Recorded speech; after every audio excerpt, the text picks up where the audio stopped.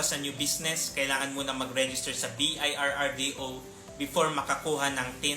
Para sa mga new business individual taxpayers kagaya ng freelancer, magre-register sa BIR as a self-employed. Pag wala pa tayong TIN, sabay na po yun. Pag nag-register tayo ng business natin, doon din po ipro-provide ni BIR yung TIN natin.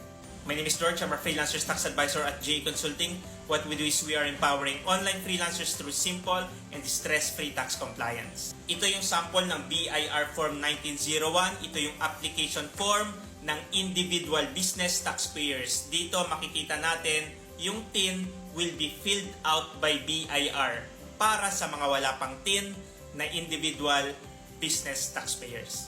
You are a freelancer at meron kang concern or question regarding Freelancers BIR Registration and Freelancers Tax Compliance, comment mo lang yan at sasagutin ko yan.